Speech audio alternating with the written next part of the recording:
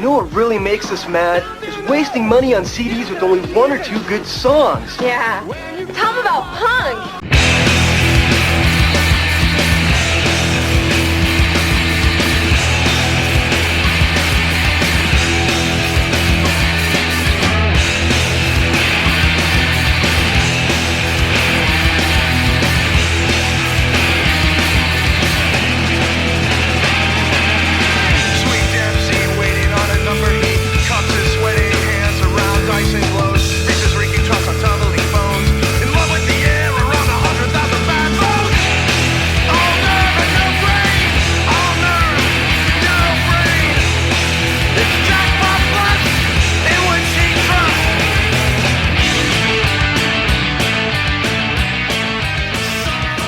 Hello everyone and welcome to punklottopod, the game where no one wins, especially today.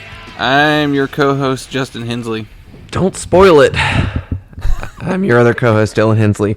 And this is the show where, using a number generator and the Rate Your Music punk charts, we pick 1 year, 1 album, and 1 EP at random to discuss. Please continue to give us ratings and reviews on iTunes. It totally helps out our rankings to get more ears on the show because, you know, we got some nerds giving us bad reviews. So, well, we also got the dreaded stats cut in half, kind of cutting your ego down from the Simplecast update. We love Simplecast; it's a great hosting platform, but those new analytics, ooh boy!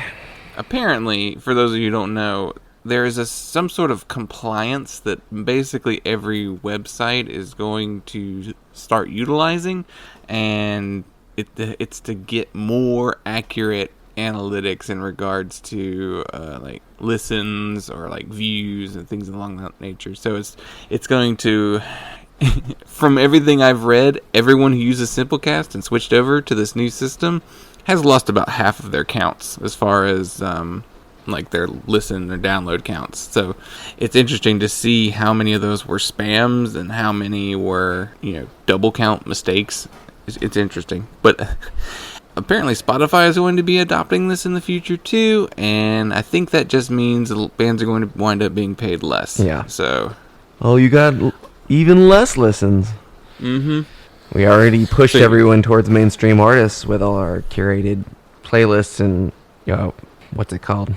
The robot that decides what you listen to.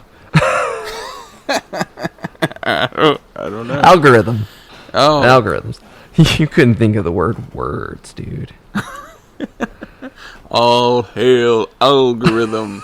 Algorithm Cadwallader. They would not be included in the algorithm. We'll be here all week. So there's that, and so our ego took a little bit of a check. So yeah, and it was really looking good too. Like you and I were talking about it like last week or something. I was like, yeah, it's starting to look pretty good, and we're starting to pick up, and which means we're still starting to pick up more listeners, and more consistent listener base, and that's cool. It's not quite as big of one as we thought, though. So that's the downside. But yeah. Anyway, any hoozle. You went to Los Angeles. With the noozle? I did go to California. California. I did a lot of driving. How long was that drive? 5 hours? Well, I decided I'll take the long way. Because I like driving, ostensibly, and I tested the limits of how much driving I like doing. So I did some Southern California sightseeing, and it was, you know, aesthetically pleasing, but my legs and buttocks were not happy about the amount of sitting that I did. And then I went and sat for another 2 hours and got a needle jabbed in my arm, got a fresh new tattoo from Dave Quiggle, and then I drove 2 more hours. God. So ended up in LA pretty late, and I got to my Airbnb, and I was just laying there for like an hour trying to figure out if I wanted to go and get something to eat, and then I just gave up and went to bed. But then I got up the next day, and I drove around LA and went to some record stores and did a little bit of kind of sightseeing. Nothing really impressive, but it was kind of interesting to do kind of more casual trip to LA, because in the past I've gone to museums and, you know, done some heavy duty sightseeing, but just kind of did what a local would do, I guess. Yeah. But and then saw Teenage Fan Club. Yeah, who I'll be seeing in a month. Yeah. Or not even a full month, just maybe 3 weeks. Yeah, I didn't think it was too long of a tour, but they were great. It was some of the best people watching I've ever done. The aging hipster crowd in LA is very interesting. It's like High Fidelity come to life. It's did I tell you this? I texted Katie and said everyone here is a Scott Pilgrim character in their 50s. It was just like all the sweaters and unnecessary layers and old guys. But yeah, Teenage Fan Club was great. They played a couple songs from their first album, and they played a couple songs from Bandwagon-esque, and which is super weird that they played anything off of Catholic Education, because it's like not in print and hasn't been in print for a long time. Yeah. It's not on Spotify. It's kind of a more obscure release. But then I just saw that for Record Store Day, they're repressing their second album, The King. And if you know anything about Teenage Fan Club, you know that album is a huge piece of shit. That's a weird... I don't know why they're releasing that, other than I guess they figured they'd make money, but... That's got to be the only reason, because they've disowned that record. It's so bad. Because they wrote and recorded it in, like, the extra time they had after recording, what? Was it Bandwagon-esque? Right, yeah. Because it came out before Bandwagon-esque, but it was recorded after, and also most of the album is improvisation. Yeah. So, you know the band who's known for their sweet 3-part melodies? How about we make them improvise a lot, yeah, and not sing nearly as much? Yeah, it was, I don't know. They just wanted to use up their time, I guess. Yeah, I don't know why they released it. A lot of people suspect that it was a contractual obligation release, like, because Bandwagon-esque came out on Creation, and they had some connection to another label before that. So a lot of people suspected that it's like, oh, they just crapped out this album just so they could get out of their contract, which the band insists is not what happened. They worked with some producer who, like, is known for making bands improvise. So this will get the best out of them. Yeah. So anyway, that's been Teenage Fancast. Yeah. What else? What did you do this week? I didn't do much. I went to Asheville yesterday solo just because I wanted to do something and I had the day off. And I went record shopping. Picked up a copy of British Sea Power's Zeus EP and Slater Kenny's Call the Doctor. Oh, so, nice. Yeah. But other than that, didn't do a whole lot. So, oh boy. Here we go. 1991. Yes, for this episode we drew the year 1991. So the year of grunge. Before we get into our album, yeah, the year of grunge. Would you call it that? It's the big ones. It's Nevermind. It's Bad Motorfinger. It's 10. Ugh. I mean, it's 10. Pretty much all the big grunge records. That first wave. Yeah, and it's looking at the charts for that year. It seems like a changing of the tide for punk too, sort of. So it looks like a ton of the old guys are pretty much done. There's like a 7 Seconds album. There's a Firehose album. It's the best Firehose album. Yeah. But you start to see some of the newer bands like taking hold, like NoFX's Ribbed and Kerplunk by Green Day. But the weirdest trend I noticed is the noise rock trend that was going on here. So there's 2 Swans records, which... Boo. But there's also Slint's Spiderland. Yeah. And the Jesus Lizard's Goat. And Unsane's first album? Is that the self-titled too? Yeah. Yeah.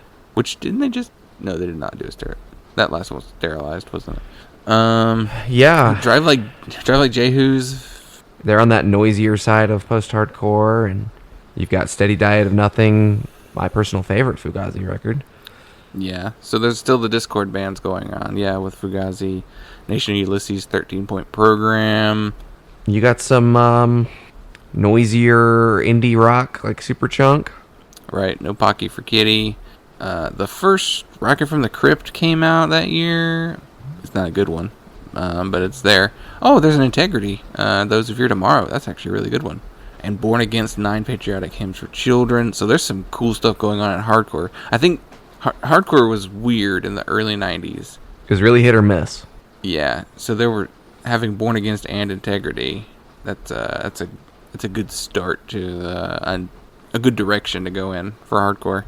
Yeah, I mean, you've got Grip by Jawbox. You've got Funeral at the Movies by Shudder to Think. So there's plenty of Discord stuff, and hardcore is kind of getting interesting again, kind of shifting in some different directions, some more metallic directions. There's the more melodic stuff, Sam I Am Sore, and Leatherface's Mush, which is their best album. Seaweed's Despised. So like we're getting some really cool stuff in 91. I feel like this may be like a changing... But we also have like G.G. Allen stuff.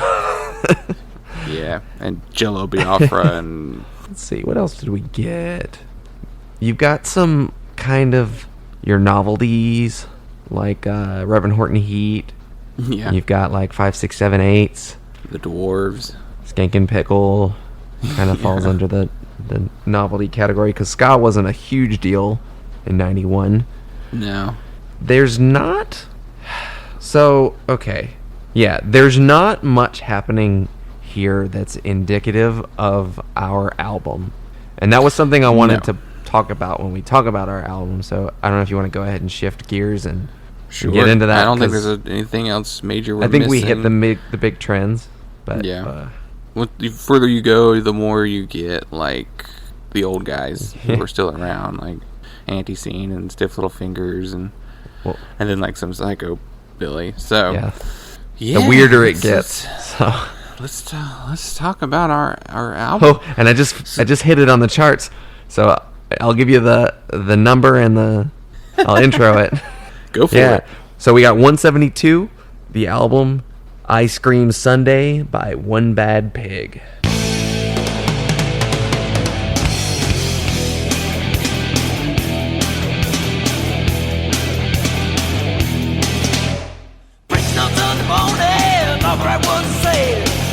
Congregation always going through your head. This new distractions, a mail you can hide. Mirror of your heart bed, you just can't let it slide. Take a look, take a look at yourself. Oh yeah. Take a look, take a look at yourself. You write those holy songs, you give those without mention. Lady in the pool down there has got your full attention. Spirit got grief, but Shiva got a soul. Time to write another song, just call it 51. Take a look, take a look at yourself. Well, yeah.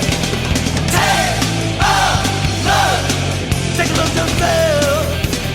Ah, take a look. Play it, Cupid.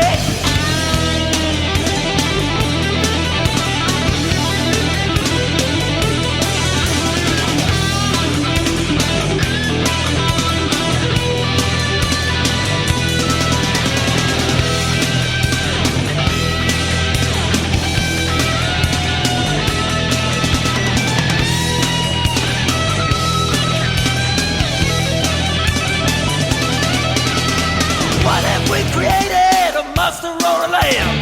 Is it our truth or product we demand? Do we lust money? Do we water down the wine? Sometimes we're kissing up the man, and that's the bottom line. Man, that's One Bad Pig. Ooh, boy. This is the worst album we've covered. I was thinking about that. Is it worse? Is it worse or equal to the Murder Dolls? Oh, you completely blanked on that one. Oh man, I forgot about the Murder Dolls, because they were considered our worst. You know what? As bad as the Murder Dolls were, it's still better than this album. Really? I was gonna say at least this album has some good drumming, and there's some decent guitar solos. I don't know. There's something about there's a morbid curiosity with the Murder Dolls where you're like, oh, this is horrible, but what are they doing? One Bad Pig is just one bad album. You know, I feel like the morbid curiosity is equal for me. Oh, really? Because I'm trying to think of which one I wanted to skip songs more. For me, it was this one. Because these songs are so fucking long. Okay. Who are One Bad Pig? Okay.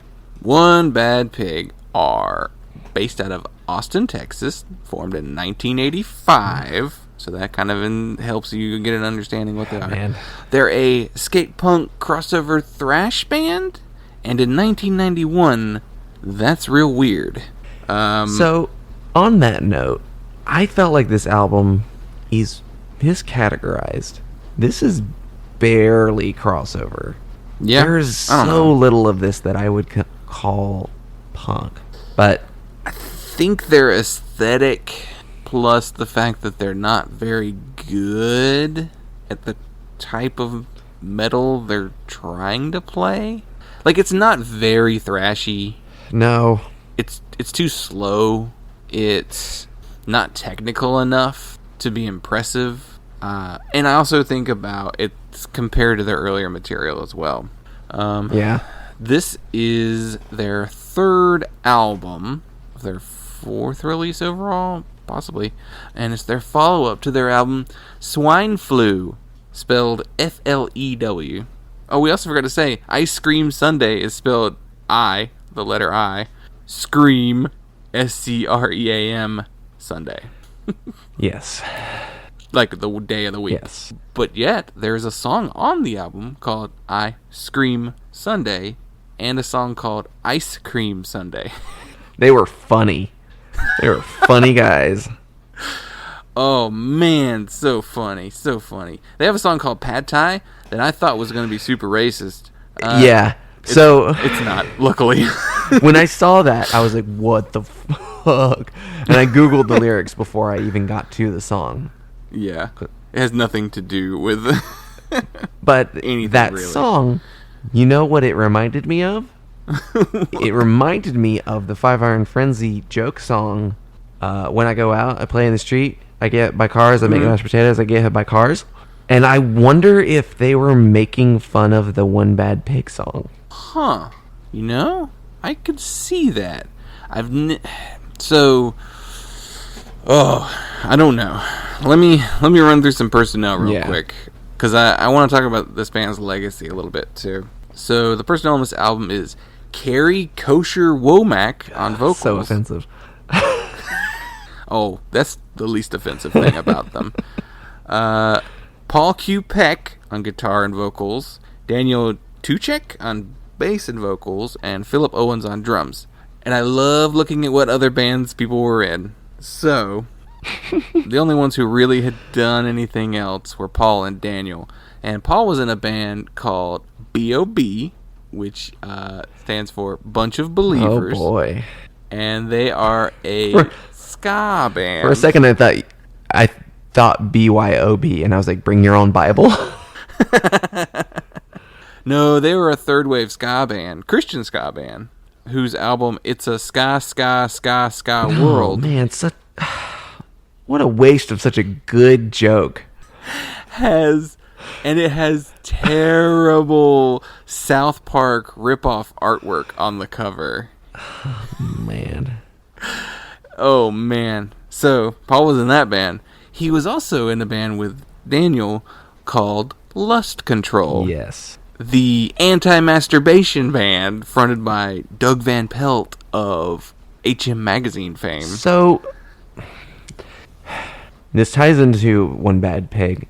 This is kind of a question for both. How much was Lust Control, and by extension, how much was One Bad Pig just a joke?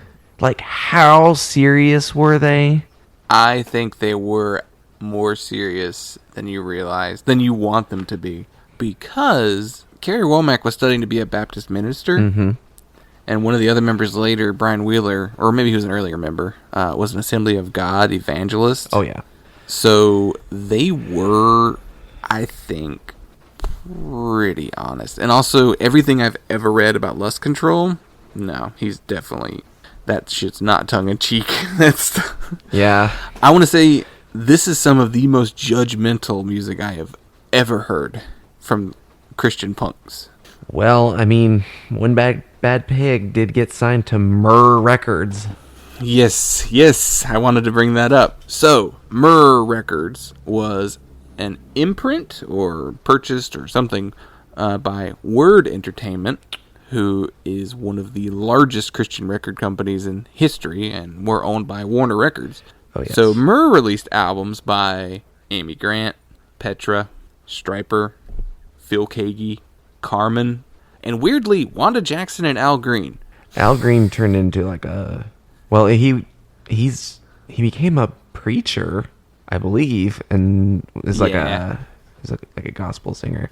Yeah. I mean, Wanda Jackson, she's country, so there's a good chance she was just doing gospel country music. Al Green's also an abuser. Didn't know that until recently. I didn't know that. When we were coming up, Myrrh was putting out stuff by J.C. Velasquez and Grits. Yeah. So that shows you our age. Yeah. I also wanted to mention that Word also owns Squint Entertainment, who put out albums by Sixpence None the Richer, cool, and Chevelle before they became a major label band. Yeah.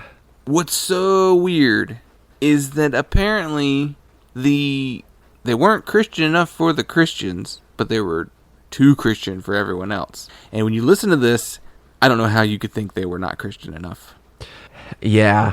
I mean, they're beyond the anti-rock movement in the 80s, anti-Christian rock movement that was going on in the 80s of evangelicals saying rock music's evil. Oh, by the way, I don't know. This is a side note. Have you been watching the Brad Jones DVD Hell series about rock and roll music? Are they new? Yeah, they're new. Shit, no, I haven't seen that, so I'll have to go He's check doing this an out. entire series, Hell's Bells. It's a multi-video Nice. anti-rock music series. You should watch them. He's done 3 of them so far, and they're all excellent. I think he's going to do the entire series of the... I loved his... what other ones did he do? He's done a couple. He did... Oh, jeez. He did, like, yeah. The Pagan Invasion, The Doorways to Danger. So, yeah. This band... The Christian music industry is so weird. Yeah, it It's is. so weird. Oh, man. One Bad Pig. So, yeah. So, I wanted to mention that this album was produced by Billy Smiley of Whiteheart, who were an early Christian hard rock, sort of, not quite metal, like, band. And it got me thinking, what else had come out around this time period? For Christian punk specifically, but we'll even broaden it to Christian rock overall. So, 1991, the year of Ice Cream Sunday. Okay. Before you dive into that, because I wanted to circle back around to this. I mentioned up front that this is the year of grunge, because while I was listening to this record, driving, mind you, and hating every second of it, just a captive listener, I looked up the Rate Your Music charts for 1991 to see, like, not just punk, but the greater 1991 best albums, to see what was going on. And I noticed grunge, obviously, which I kind of figured that, and then was confirmed by all of those records that I mentioned. I looked also at, there was a lot of death metal. Like, metal itself was shifting away from hair metal, and so, like, on, like, the metal front, the punk front, the rock front, this is some outdated music. Definitely. It sounds like Stryper to me. Like, it really just sounds like hair metal. So, like, what they were going for, I think, was the Suicidal Tendencies, DRI sort of sound, like late 80s sound. But in 91, that sound is old and dead. Like, nobody was doing that anymore. Yeah, like, I mean, like, Metallica had put out, the Black Album. And had they already done it by the 91 is the year it came out, I think. Yeah, so thrash had already, like, covered all the surfaces that it could have by 91, and they were still doing crossover. Barely. Yeah. And it sounds like shit. Like, his voice is the worst thing. Well, let's save that for later when we actually rate the record. Let's talk about 91. We're so all over the place. There's just so much. There's so much about this album can infuriate you. So yes, while we're in the greater scheme of 1991, okay, Christian music, it has a habit of being slightly behind on the trends. Except oddly, the mid 2000s, where they were right there in the middle of it with metalcore. Right. Christian music, like CCM Christian music, is it's like worship music. It's like bad Peter Gabriel, like sort of soft synth pop tambourine. Yeah, like some Peter Cetera shit. That was a given that that's going to be the most generic, boring stuff. But Christian rock and punk. Yeah. Okay. So, do you know what came out in 1991? I know one thing. That the most important Christian punk album that came out in 1991. It's right there within the same genre, technically. It is The Crucified's Pillars of Humanity. Yeah. Now, if you know anything about Christian punk or metal, you know that the Crucified are legends. And Pillars of Humanity is considered their masterpiece. Yeah. I listened to it. It's technically kind of thrash. It's crossover, kind of. But at this point, they really almost went full thrash. It is insane how much better that album is compared to this one. Okay. You put Mark Salomon on vocals versus Kosher, who's doing the worst David Lee Roth impression I have ever heard. See, that was the thing. I kept getting like bad Van Halen, like in the guitar playing like... and his vocals, just all his pig squeals.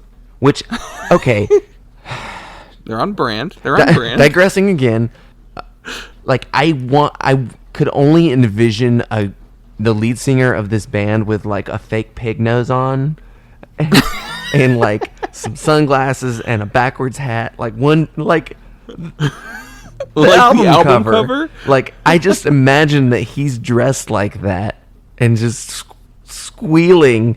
It made my blood curdle every time he did it. Oh.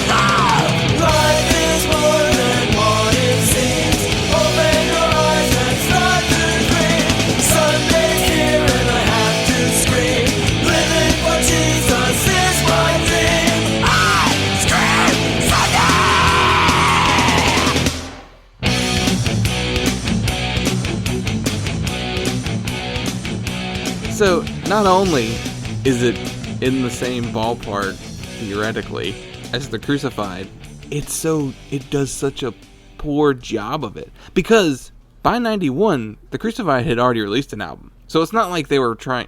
If they were trying to play catch-up, they could have by copying the sound of the first Crucified album, and they couldn't even do that. So it got me thinking. I was like, what else did they put out in 91? Like, because One Bad Pig has a pretty strong legacy in Christian, like, punk and hard rock. Unfortunately, I think it's because they came out on one of the bigger labels, and so they got way more exposure. Because simultaneously as this was coming out, Mike Knott released 2 albums this year, and one was LSU, This Is the Healing, and the other was The Lifesavers, Pop Life. Both infinitely better albums than this one. Now, LSU was doing a more gothy, post-new wave sort of thing. It's like pre-industrial sort of sound.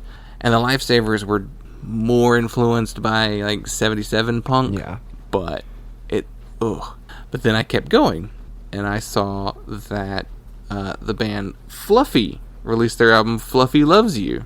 And Breakfast with Amy released their album Dad. And I don't really like Fluffy or Breakfast with Amy all that much, but I've never listened to them. It's way better than this. They're real arty. Yeah. Like, Breakfast with Amy has almost a Jane's Addiction vibe to it. Like, it's kind of funky. And then Fluffy is, like, noisy art punk. Mm-hmm. But you would have done better to listen to that. And then I kept digging, because I was just like, I have to see what everything else came out this year. Dance House Children released their album Songs and Stories. Dance House Children is Jason Martin and Ronnie Martin of Starflyer 59 and Joy Electric. It's electronic music. Yeah. But it's still much better than this. Yeah. And I'm not done. There's Dietophobia. They released Fear of God. They're like a industrial band. There's the 77s, who are kind of punk legends. They released their album 88. It's a live album, but it's more inspired by the Ramones. And even in the hard rock category, with Petra, White Cross, Bride, they all released albums this year. Yeah. So much better. Dig Jesus, who are kind of like a funky, like, also Jane's Addiction inspired band, released an album. And the Newsboys released one of their first albums. That album is much better than One Bad Pig. So, why does anyone give a shit about One Bad Pig when you had all those albums that you could listen to? I guarantee you that Petra album is better than this One Bad Pig album. Yeah. Oh my god. I was just I'm looking up even more bands. Like, the year before that, though, I mean, there's like a Scattered Few record.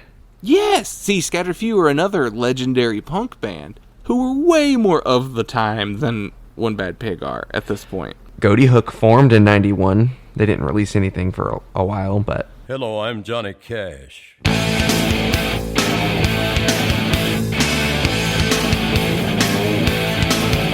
Well, you wonder why I always dress in black, why you never see bright colors on my back, and why does my appearance seem to have a somber tone? There's a reason for the things that I have on. I wear the black, the poor and beaten down, living in the homeless, hungry side of town. I wear it for the prisoner who is long paid for his crime, but is there because he's a victim of the times. Well, I wear the black for those who never read or listened to the words that Jesus said about the road to happiness through love and charity. Why, you'd think he's talking straight to you and me. But we're doing mighty fine, I do suppose, and I drink a lot of cars and fancy clothes. But just so we're reminded of the ones who are held back, up front, there ought to be a man in black. I'm the man in black.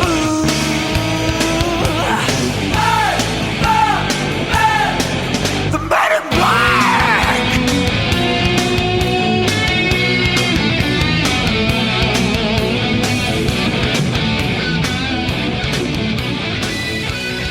So yeah, Johnny Cash. Johnny fucking Cash sings on this album. And it's a cover of The Man in Black. That Myrrh Records money, I guess. Yeah, so I was like, how did this happen? Who let this happen? So Okay, fortunately, so you have to remember that Johnny Cash did a lot of corny Christian stuff. Like yeah. he did a lot of great Christian stuff. Mostly like Yeah. gospel stuff, and even then some of like his later stuff like God's Gonna Cut You Down, or songs like that. But he did a lot of really corny stuff. Right. But this has got to be the lowest. So I looked up, like I tried to find, luckily the band actually did an interview, and I found it. So the band was going to cover the song anyway, but Myrrh's A&R guy had the idea to ask if Johnny Cash would perform on it. So they like wrote him a bunch of letters, they told him about their band and all that, and they assumed he would just say no, but he said yes, because his 20-year-old son liked metal, and he liked that these guys were a gospel band. His words. But I have to hope that he was like, this sure does suck. Well, I'm sure he didn't like it. I mean, there's no way he didn't like metal. I mean, and like even like the stuff he did, like Soundgarden covers, Danzig songs. songs. He didn't listen to the originals. Yeah. They gave him the music and he just sang it.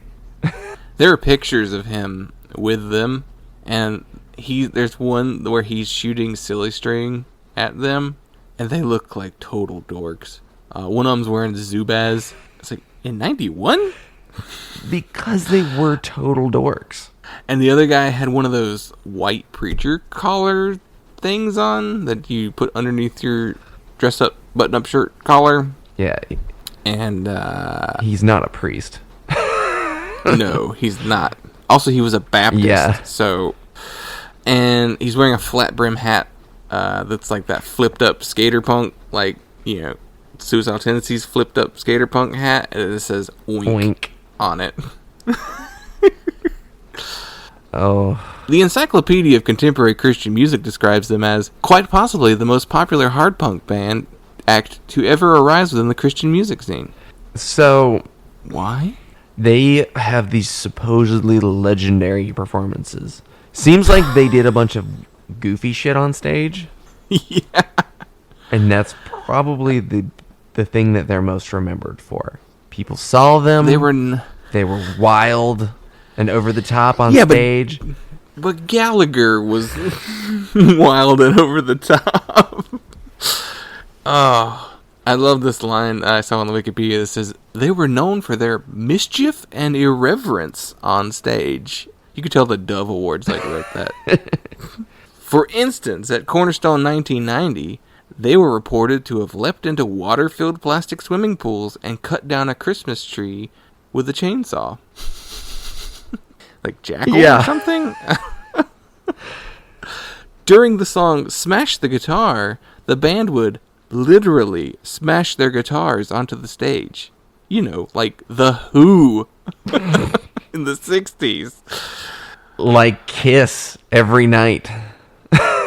In contrast, each performance included an altar call, where Kerry Womack's preaching was said to have a hometown passion. Oh, man. So, the music. Oh my god. Okay. Which part do you want to talk about first? I mentioned the drumming on this record is good. Well, he's a really good drummer. He's wasting his time.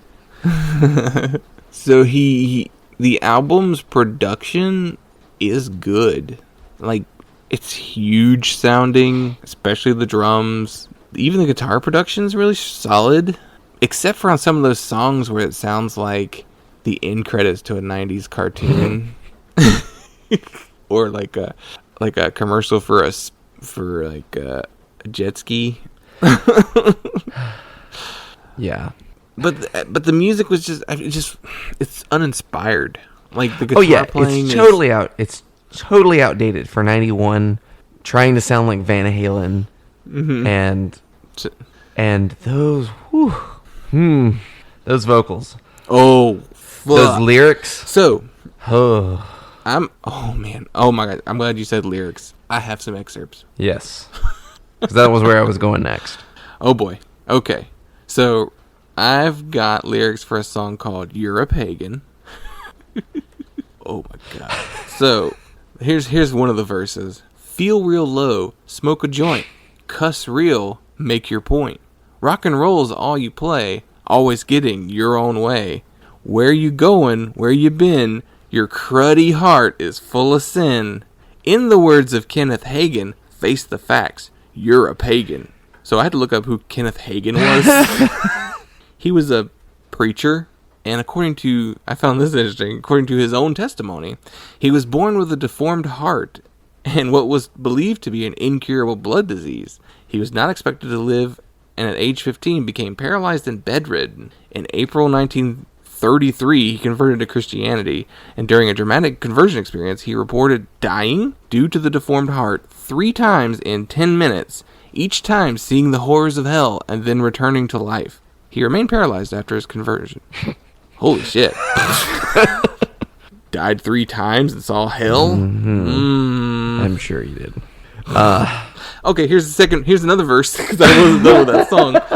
You're a man who's out of shape, but before that, you were an ape. In eons past, you were a worm. Not long before, you were a germ. Where you going? Where you been? Your cruddy heart is full of sin. Like Charlie Darwin and Carl Sagan, you've evolved into a pagan. So they're anti-science. Well, of course they're anti-evolution. They were on Murr Records. Baptists in 91 in Texas. They probably still don't believe in evolution. So, yeah, that was the first song where I was really steaming. And then they have songs like Cut Your Hair. Oh my god, I have those lyrics right here too. Now's the time, boy, for you to grow up. Better get hot now before he throws up. He's a jealous god and you're not fair. Don't sit and stare. Cut your hair if your hair offends you. Cut your hair, I think you know just what to do. Cut your hair, better to enter heaven bald. Cut your hair, than enter hell and have it all. Don't say Jesus had long hair too. The problem's not your hair, it's your attitude.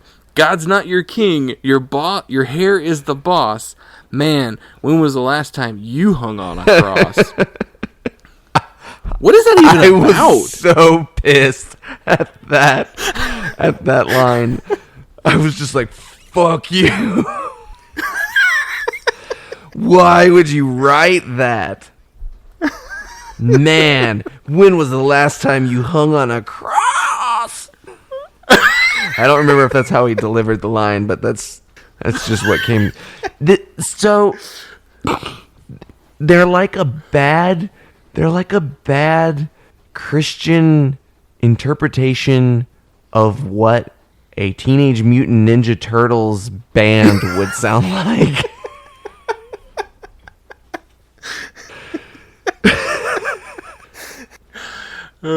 Is this what Bebop's band Yeah, right. Oh my god. So I think one of the only songs on the album that I didn't outright hate was For a Good Man. Musically, it's like I want to say it's like the softest song on the album. Mm-hmm. It's kind of just like soft rock. Weirdly, I wrote a note for that song that says it kind of reminded me of a really bad TSOL from our very first episode. And then I would hear like weird Dead Kennedys like riffs on some songs. But like that song too, it manages to have some like not too terribly offensive Christian lyrics. It's kind of like the last track has that too. It just kind of feel like standard worship music lyrics, and it's so weird. So like I mean, okay, so then there's also like Not Love Money, which is just money. I'm beginning to learn to not love money. Money. The love of money is the root of all evil. I'm beginning to learn to not love money. So that's like something I think we can all agree on. Yeah, MXPX did it better with Money Tree. I mean, it's a terrible song, but lyrically, it's, I can agree there with are what a lot they're of saying. songs about money. There are a lot of songs about money on the album, and then like being a hypocrite, which I'm like, yeah, it's fine, whatever, whatever. But you're kind of being a hypocrite by calling out other people for being hypocrites. So, a lot of anti-drug and anti-drinking songs, which is like, okay, but I hear less judgment on a straight edge album. So I was wondering if there was anything like this hiding in any of their lyrics. I struggled to understand the words to this song when I listened to it. But the song Bird Nest, it has a verse that goes, got a little mad and cussed, so your witness will go bust. It won't hurt to sip some mish. Like, what is that a reference to? What is mish? Mish? Like, Mick, maybe? Michelob? Maybe. I don't know. Yeah, Mick. 6-pack later, feeling sick. Yeah. Nurse a little bitterness, make your neighbor eat your fist, tell a joke about some gay, keep a lost soul from the way. Okay, so maybe what he's saying here is don't say things about gay people. Yeah, seeing the full context, yes. Don't make gay jokes because you will not be able to save that sinner. There's another song about people sleeping with everyone but their wives. Like, that's like the whole song. But there's a line in there like, daddy's sleeping with another man's name. I can't remember what the name was now, but it was just like, oh, there's another weird gay reference in this album. Yet they're weirdly not.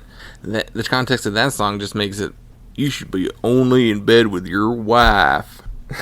No other people or pigs. I don't know, it was a strange. It was more of an adultery song than an anti-gay song, but 100% they were anti-gay. Yeah. So, like, I went back and listened to, because I'm a glutton for punishment, there were previous albums, not all of them all the way through, but I sampled a little bit off of each album. This is the most judgmental they got. For some reason, something happened, and on their third album, their fourth release overall, they got real right-wing or something. I don't know what happened. Yeah, they needed to be more Christian. I guess. It's just, this is horrendous. I did find a really funny AllMusic review for this album that said, these uninspired punk thrashings produced by Whiteheart's Billy Smiley quickly get tedious, but Man in Black, a duet, believe it or not, with Johnny Cash, shows the exact spot where punk and Christianity intersect, and Cash comes off as a more committed punk than anyone in the band. But I love that quickly get tedious. It's like, yeah, this is a tedious-ass album. Oh, man. It's so bad. Oh, there's a review from January 20th, 2019 on Amazon. So someone just bought a copy of this CD and said, One Bad Pig is the only group I know that has really upbeat lyrics and doesn't take themselves so very seriously. And lots of comedy. It's definitely a breath of fresh air when you want to rock. Too bad they're not still making albums. They are still making albums. They released an album in 2016. They did. They have performed as recently as 2018. Breath of fresh air? This shit was stale in 91.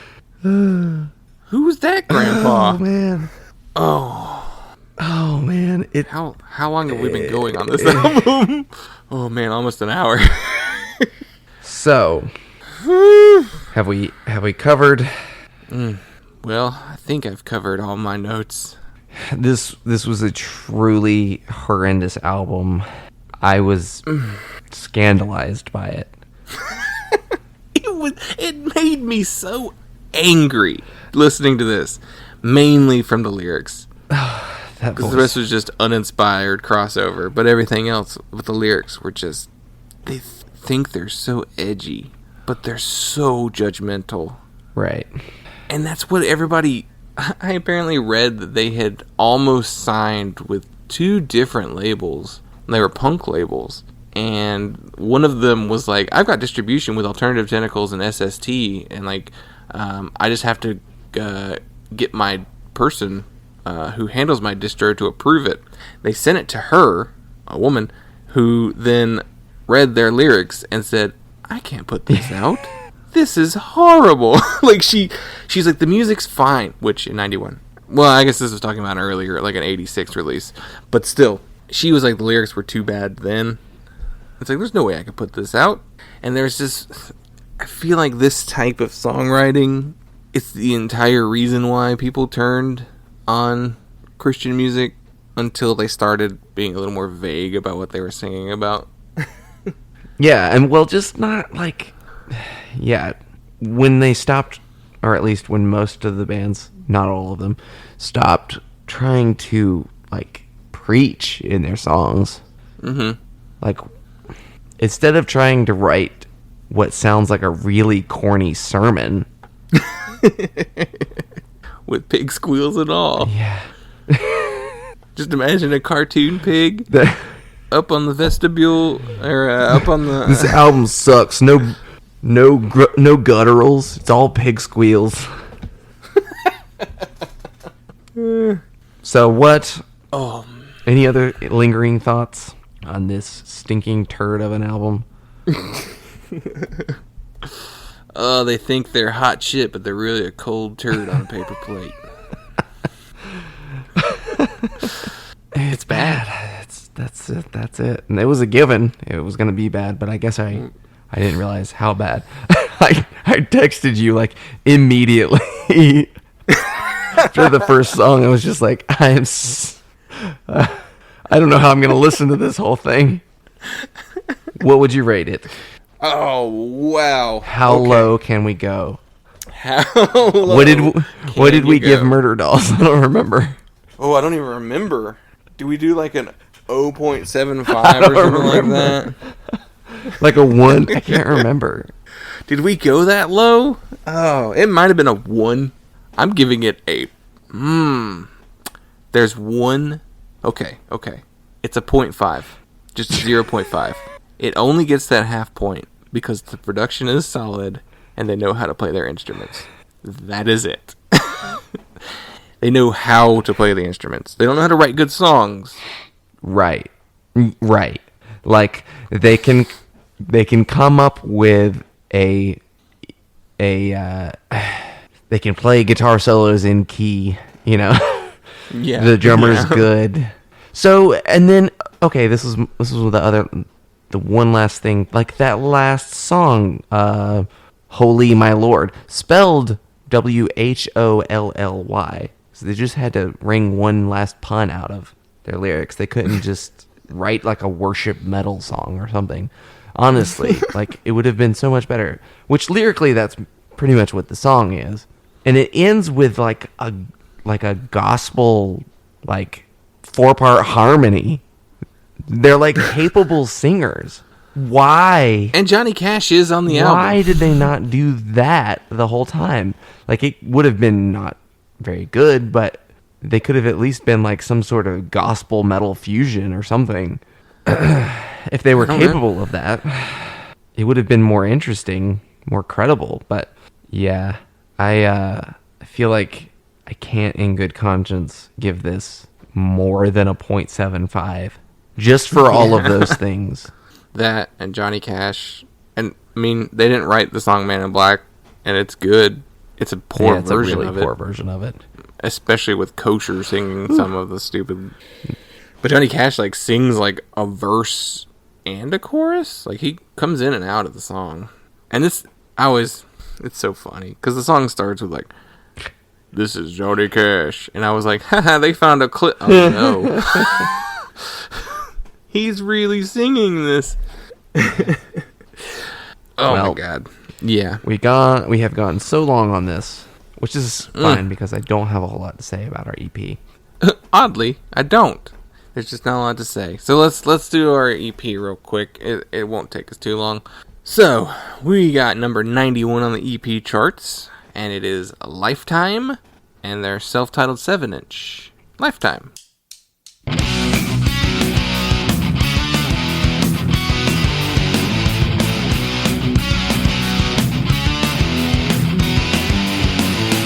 Take me to a place where I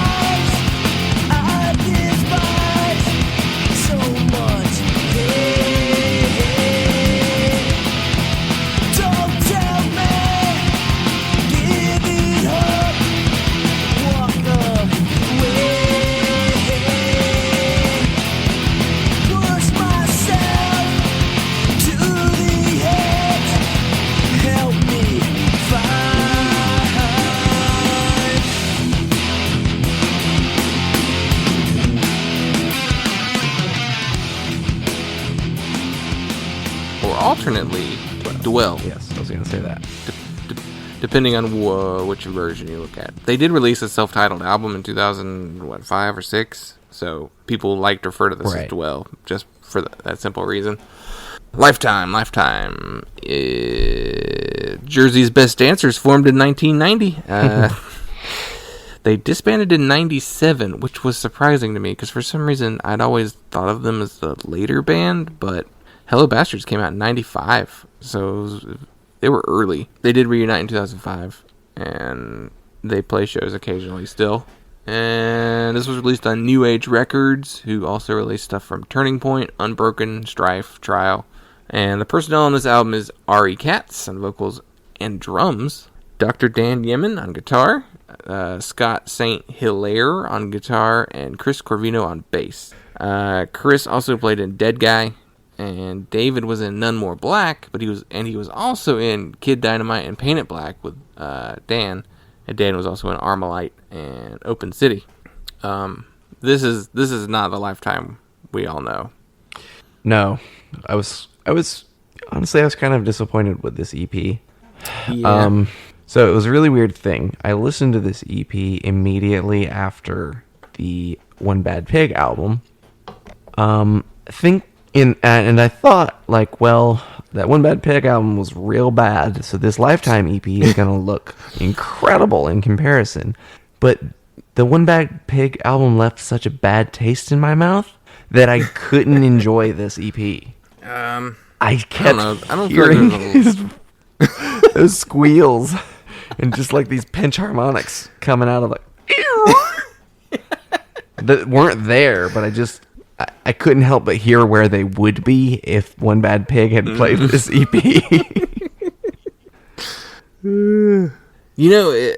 This has the same problem as Darkest Hours' first EP had.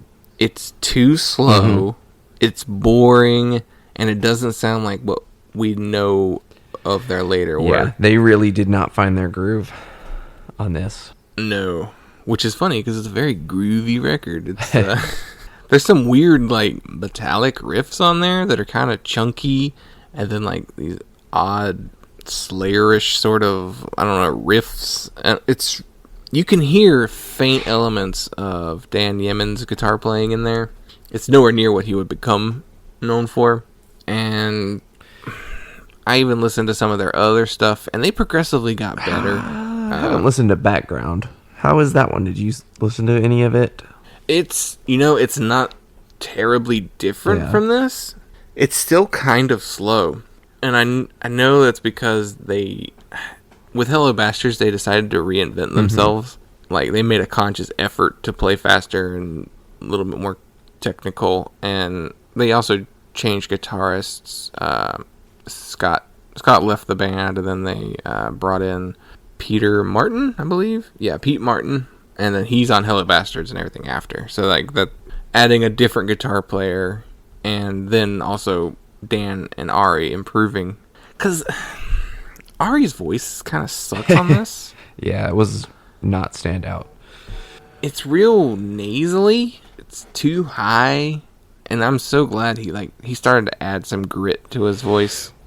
Almost immediately. The next EP, he sounds much better than this. Yeah, I was noticing he was really holding out notes that didn't need to be. Just these kind of long, drawn out, where he really could have just shouted.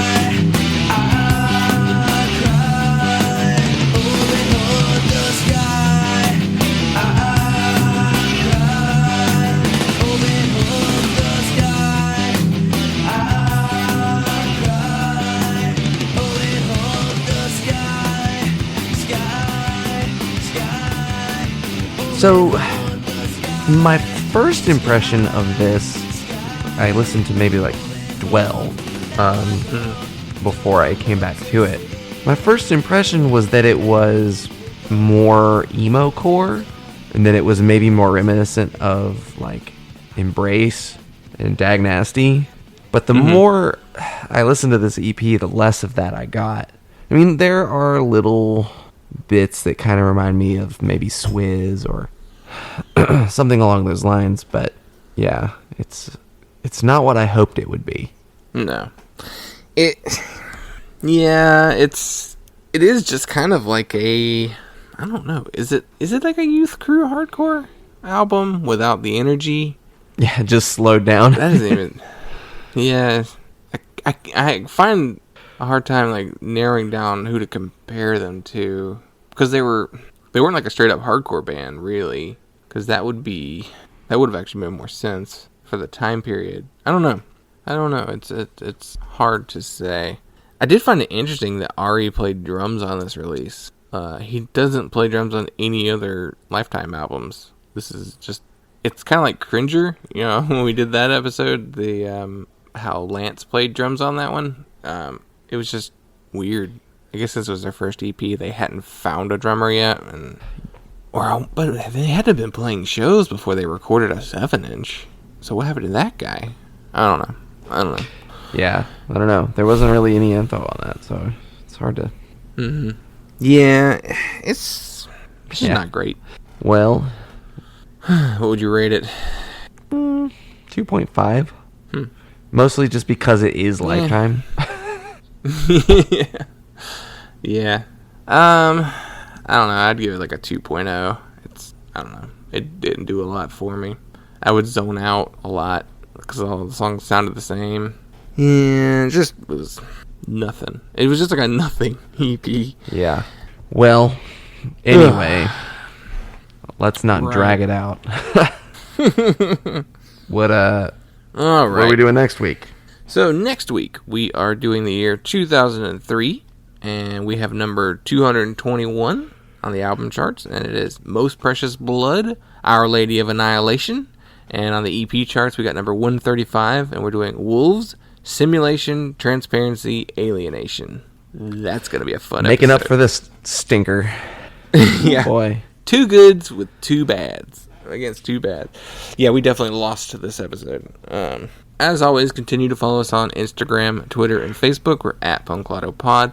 Our email is punklottopod@gmail.com, and we have a website, punklottopod.simplecast.fm. Rate, review, subscribe. We need them. And yeah, I don't know. Oh, what's the clip gonna be? Oh, there's gonna be so many good, funny pig clips. Tweedles. That's one bad pig. Right. That was one bad episode. That was one bad pig album. All right. Hell Satans, huh? I'm watching you, punks. Can't handle us, pig. We're going the speed limit. Oink, oink, oink. Yeah, pig. Oink, oink, oink. You'll make a mistake someday, and then you're going straight to juvie. You can lock us away, but you'll never defeat the Cobras. Cobras? I thought you were the Hell Satans. Well, oink, oink, oink.